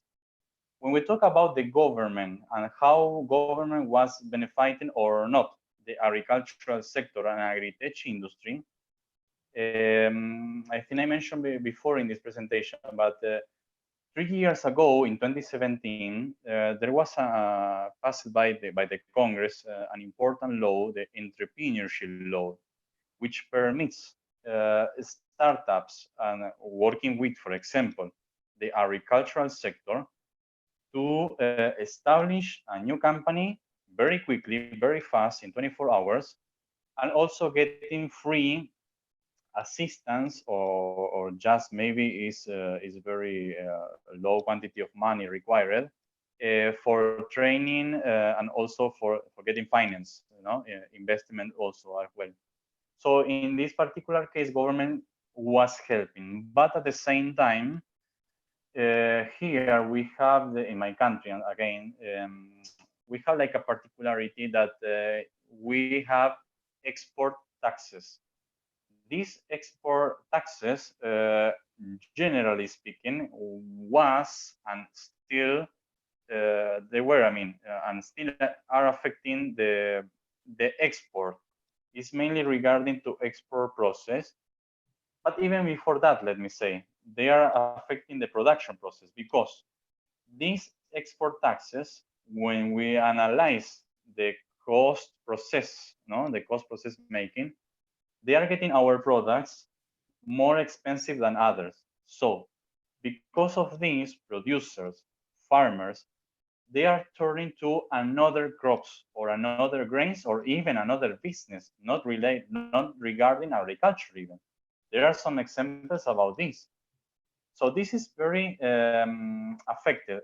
My country, we have a long time experience of debate and sometimes hot debate. Between opposition with the government, the government with producers, because these export taxes are making us no competitive and we were losing markets.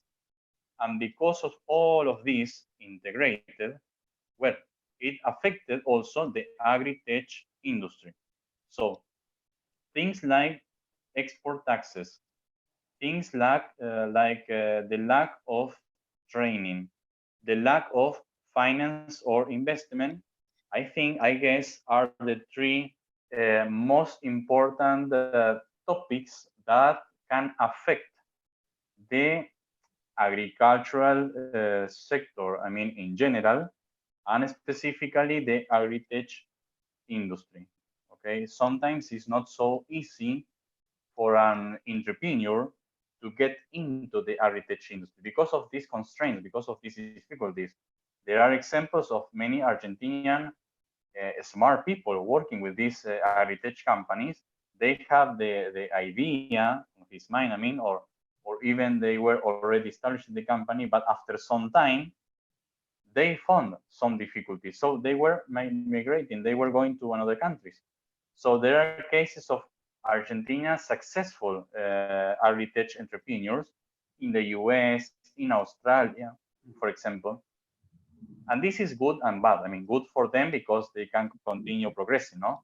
But it's bad for Argentina because, look, all these smart people, because of these difficulties we are facing, they will leave in the country. I don't know if I was answered the question like this with this opinion, but these are the main problems. Yeah, so I wish that answered almost questions on the government interventions and the export tax is something that is significant. So we have two other questions here from Christian, and meanwhile, the other attendees are welcome to give more questions. Yeah, we have Ahmad Wildam. So, but first we have a Christian, two questions. Maybe you can answer it at the same time. So first is how the government, university, and farmers collaborate to develop the modern farming. Because we know there are some challenges because of the farmers' limited financial ability to learn and apply new tech, especially to IoT and data-based decision making, internet coverage in rural area, etc. I think you mentioned before about the synergy between the companies. But maybe you can explain a little bit more. And the second question's, how do farmers connect to industry or startup for manufacturing, trading, or exporting? In Indonesia, we often find local farm areas that are small and not integrated to each other. So the harvesting time, tech applied, and productivity will be vary, and it is difficult for industry to have a standardized and big quantity supplies for continuous production. So that's questions from Christian. Okay, okay. Yes, I got the point, and I think here we can say many things, but all these things, interestingly, they are well integrated. Coming back to my country, in my country, as I mentioned before, there is already this kind of synergy between government and mainly between this National Institute of Agricultural Technology, the INTA. It's very interesting, and remember, it's already in cooperation with Indonesia, or they are already in discussion and visiting each other. So you can find maybe more information in your country with source, local information, local source, I mean. But here also, universities are playing an important role because thanks to the research, thanks to the development, in my country we have very prestigious universities. For example, the National University of Buenos Aires, with the agricultural engineering, for example. Even in my university, let me say, we have like a pilot plan, laboratory. We are even producing local products, mainly from the dairy industry. And here we are connected with another players. I mean, the university is not like working alone, okay? So like this, you can find another examples in my country. But this is a general trend, a general perspective, no matter the country, that is a must, not is necessary, is a must. You cannot develop this agri-tech industry, agri-tech company, your entrepreneurship, I mean, if you are not working with another actors. You really need, or an investor, because sometimes your entrepreneurs are very small size, okay? So if you want to attend a business, or even a research, if not so related with business, for this you need money. Technology, it takes money, okay? So for here you need resources, you need investment, you need finance, you need another with capital. That's why a capital venture here is very important. It's interesting and important. Interesting because maybe these investors are coming from another business or another sector. No need I mean, work already in the agri-tech industry. They can come from any other industries, or manufacturing or services, but it's okay. The important point is they can provide the capital so you can develop your business, your model, your entrepreneur. This is the point. But not always is easy, because some companies, some agri-tech companies, they are very jealous about their own ideas. It's like they want to keep it like secrets. They don't want to share the models. But after some time, it's going to be public. I mean, others, they are going to know that you are developing this, that you are selling this to this another company.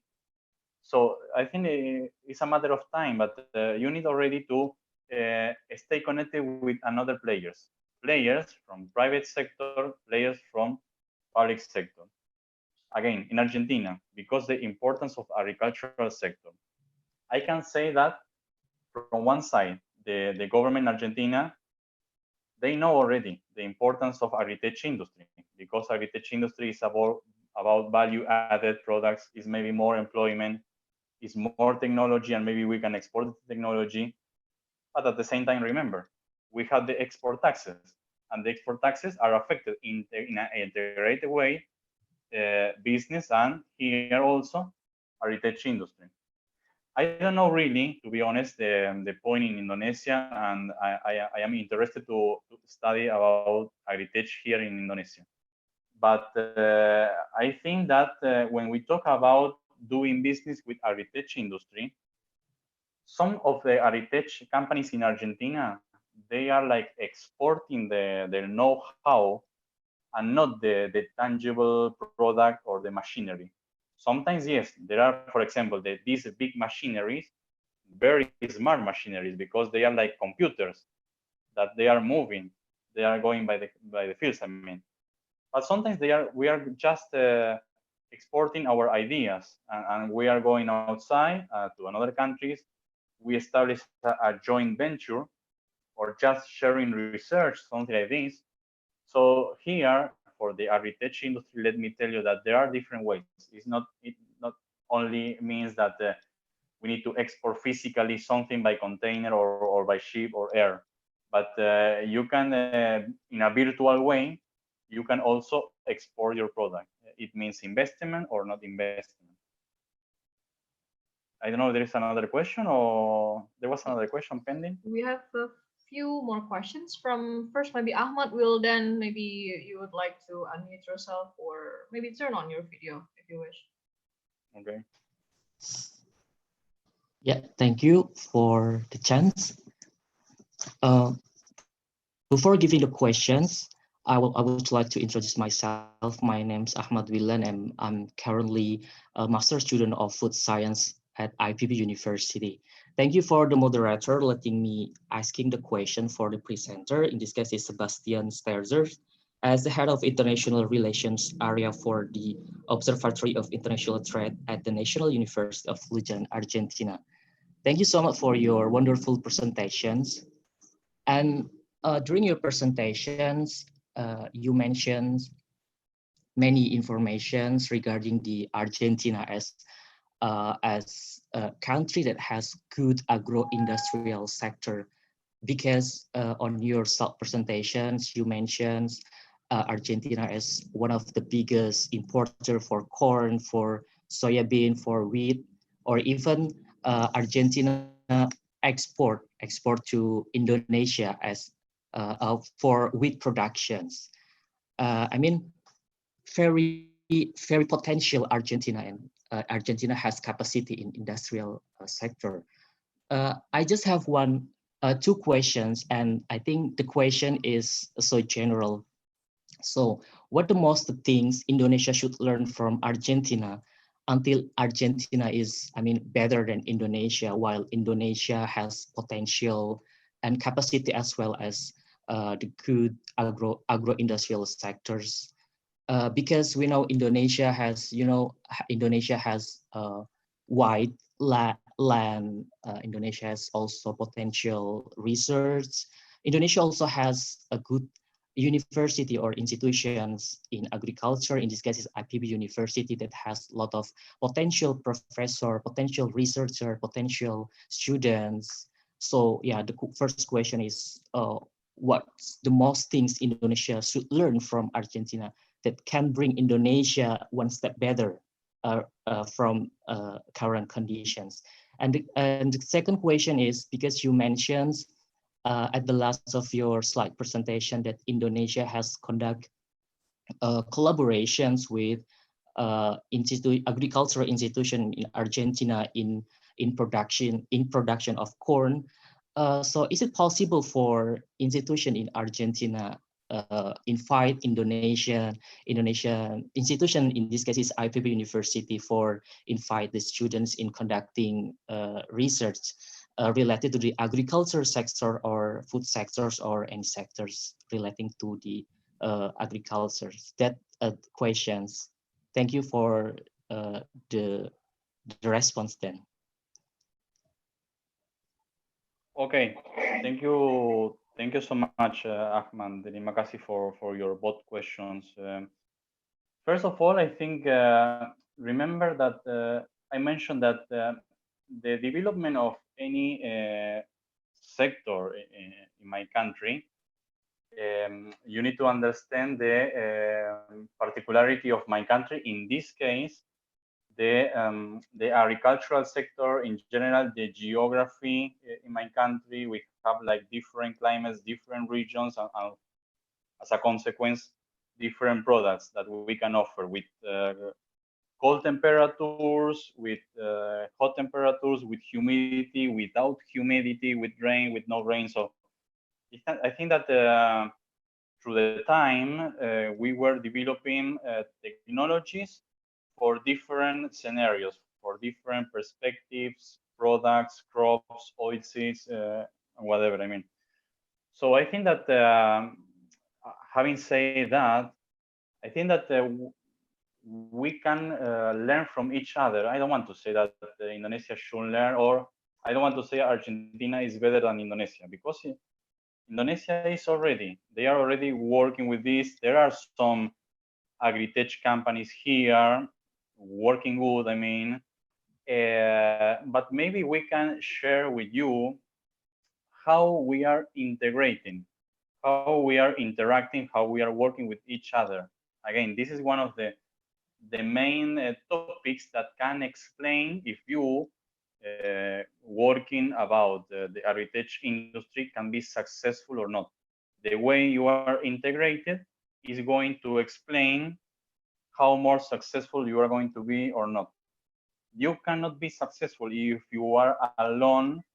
I mean, alone when you are doing research, or if we are going to invest capital.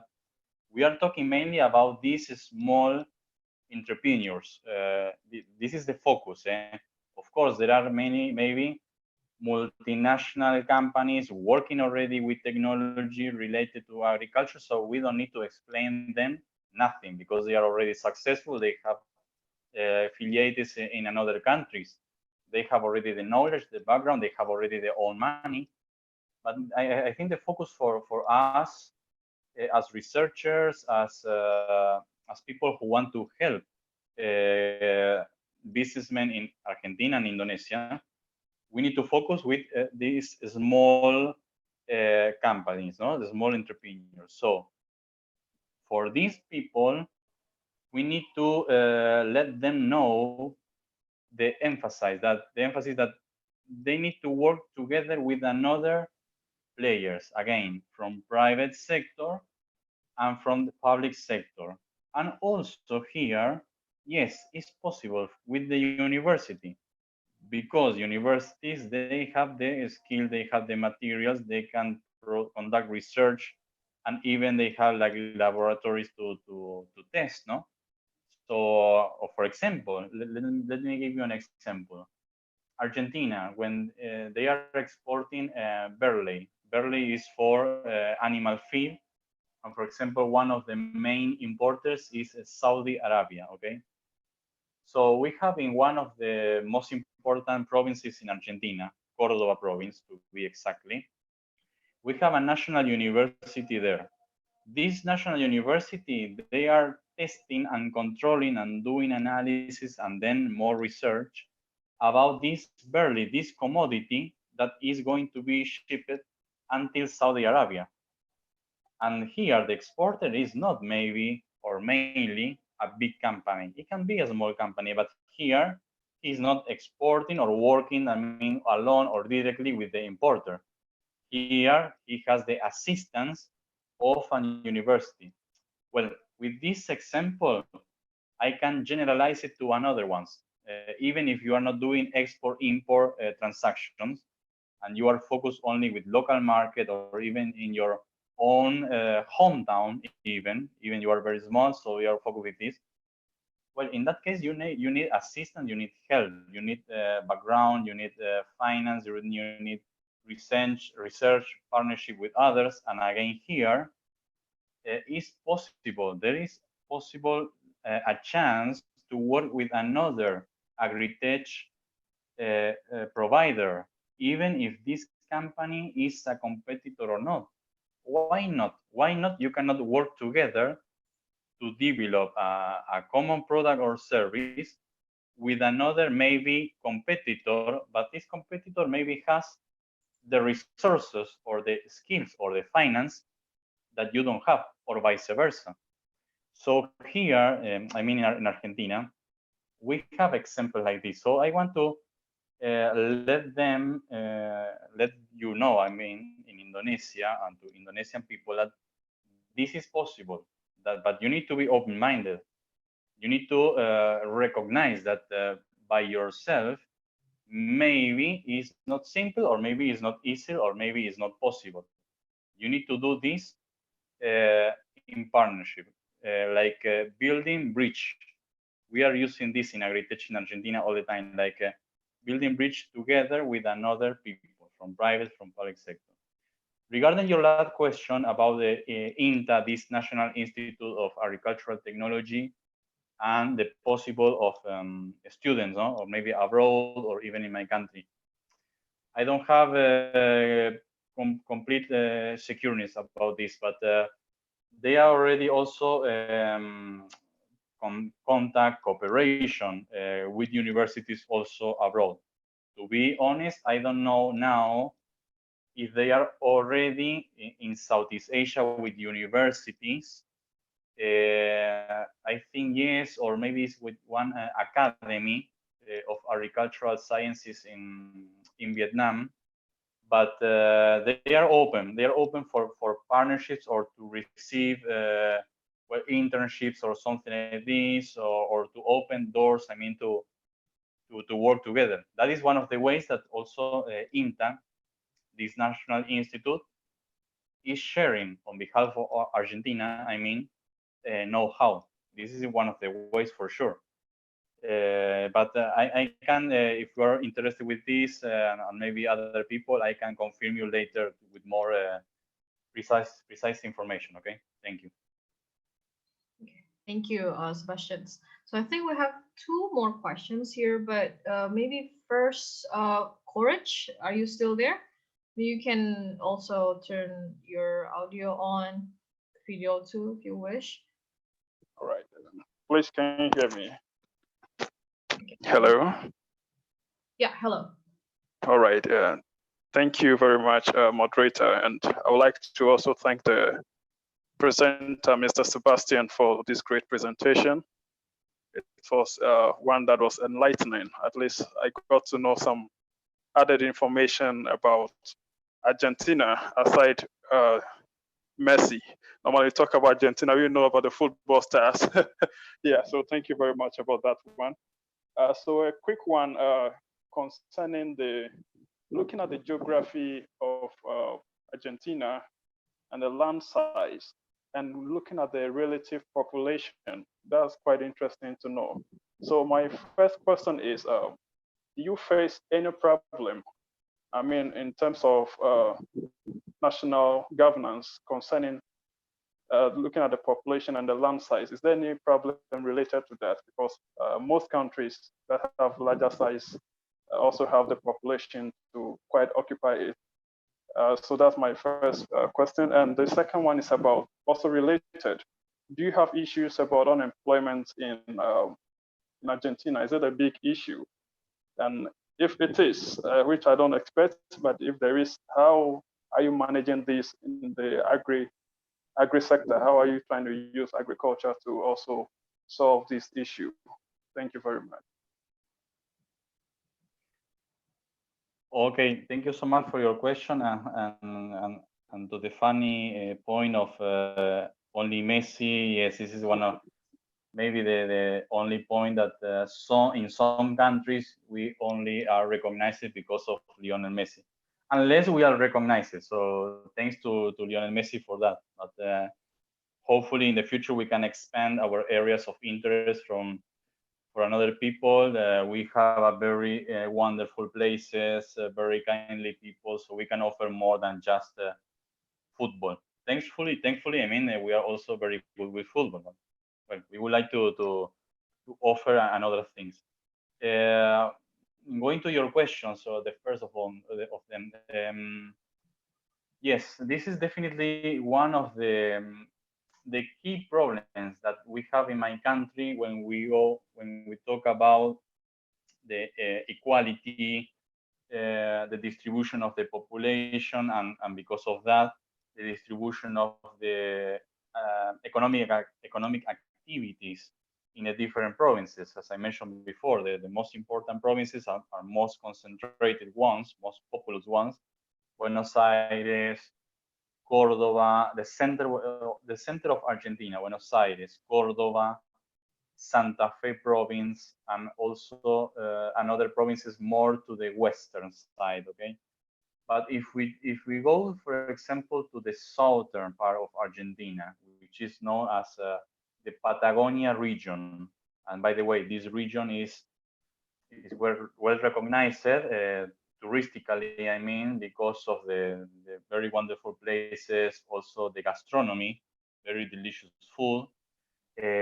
But this region is not so concentrated with people, and maybe because the land. Okay, so here the land maybe is not the proper one for crops like soy, like wheat, like corn.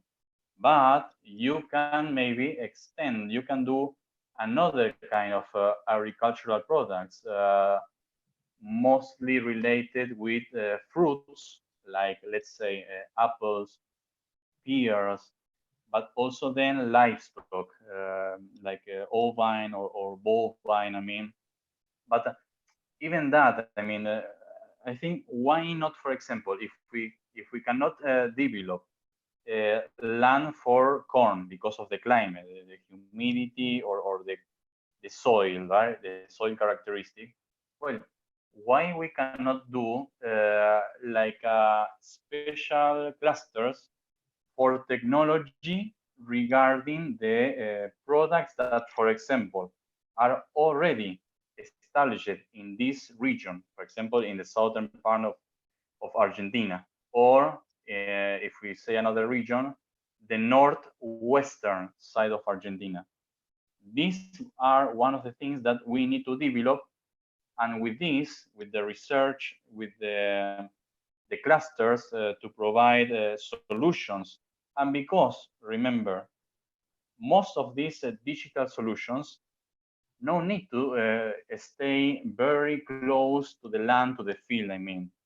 So it's possible to, in these places, and already working with these products, or for example, the livestock industry that they are already developing there.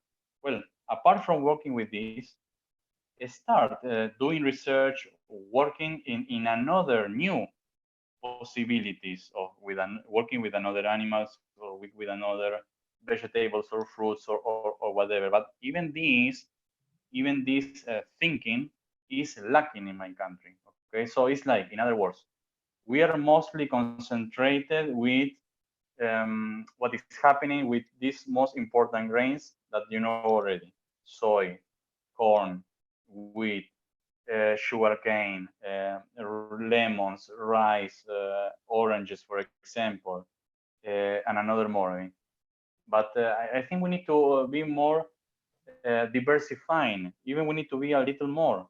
So and with this thinking, we can work with this middle to long run plan of development of our country to distribute our people, because for most of these people concentrated in the main urban areas in Argentina, it's very difficult to find a job. And because of this, we have increased our poverty rate. So this is a problem that we have long time ago. This is not new. It's not from 5 years ago. We are facing with it. This is a universal problem. There are many problems mainly in the emerging economies or developing economies. But this is, for example, the case in Argentina. And with this, we can help what is the employment sector to be, of course, more numerous than now. Now it's already taking a big important number. Remember, 2.5 to 3.5 million people already working in the agricultural sector, working in the farming, or working with technology regarding to farming. So if we are trying to developing, I mean, this middle to long term development plan for us with the help of the technology, but with the partnerships, public and private sector, well, we can be more successful, and we can help one of the main problems in our country, which is the poverty rate. The poverty rate in my country, unfortunately, is very high. And this is one of the points that explain that the problem of the lack of the well equipped, I mean, the distribution across the country. Okay, we have poor areas, not only in these urban cities, but in our country, in the North Argentina, we have a lot of poor people, unfortunately, and also in some places in the south. So we need to work with this. This is the point. I don't know if I was asking your question. Oh, sorry, Sebastian, you're muted. Sorry, I don't know if I was answering the last question correctly, but Yes, okay. please. Yeah, I'm okay. Yes, thank you very much. Yeah, it's well answered. Thanks to you. Yeah. Thank you, Sebastian. So maybe very last question for today from Arturo Retes in the chat box. What would you recommend when it comes to overcoming farmers' paradigms related to change resistance and tech resistance, like teaching them new skills and training, even if they resist due to cultural nature and or beliefs they might have?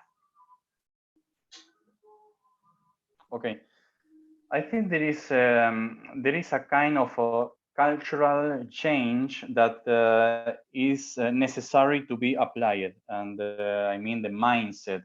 And again, this is one of that is the title of the presentation, no? Lessons from Argentina. And this is one of the points that we are well facing. Some producers, all producers, I mean, they were having this difficulty because of the new technologies, the new platforms. All is you can manage all the process. You can even do a decision making because just press a button. Well, some of these people who were living long time far from cities, from the urbanization and the main places of research, or even in places where there is no internet connectivity. I mean, well, how you can expect that this person that can apply this new technology or can work with his crop production, I mean, when he doesn't before any background, any training. So in this case, it takes long time, unfortunately, months or even years to get along. I mean, with these friendly appliances, because this is all friendly. In my perspective, is helping us to be better and to produce more, okay, and to reduce money, saving time, many benefits. So I think that thanks to these institutions I mentioned before, INTA, APRESID, and also the government, the Ministry of Agriculture mainly, well, they are providing us by training, these training courses. I mean, it takes a long time. You go directly to the fields. You are going to visiting as an entrepreneur, as a farmer. You can go to the universities and work together and think together with researchers, with the students, and maybe because these students in the future are going to be new entrepreneurs for maybe agri-tech industry, maybe new businessmen, new farmers. So all this is going to explain that the integrity and the partnership is a must. Again. And this is one of the points that I emphasize today with you. You cannot do this or you cannot work in the agricultural sector with technology alone.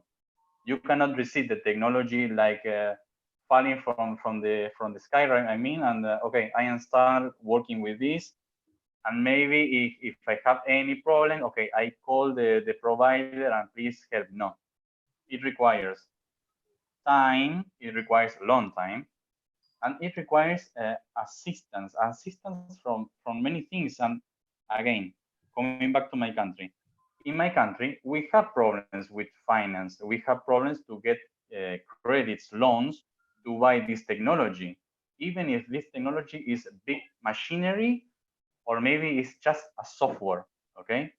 So we need help, we need assistance. So here, again, I think this is very important not to stay alone. If you stay alone, you are all out of rule, out of the way, or game over, something like this. Yeah. So I think that's all the questions that we have from the audience's questions. So I think to to wrap up your answers and responses to these inquiries. So I think we have questions before from Courage. He is our international student from Ghana, if I'm not wrong. And then we have students asking from different majors, and we have maybe a few attendees from Malaysia and Philippines as well, and Argentina. And I think that's this, as you mentioned, is a universal problem that we all have. That's why here we are to share. So I think we came to the last bit of our IPB talk or webinar today, and this is time to finally wrap up our event. And hopefully today will be beneficial for all of us, and we are encouraged, as you said, the essence of all of this presentation is to partner and engage together, and keep, I think, the positive spirit alive. So I'm Beladine Lovely, and as the moderator, and also on behalf of all committees of IPB Talk 48 today, we beg your pardon and we apologize for the mistakes. And thank you very much once again, Sebastian, for your time, and every attendees for coming. And I wish you have a good day, afternoon, or night, wherever you are. Thank you so much. Terima kasih. Thank you all for the time. Sebastian. Okay. Thank you.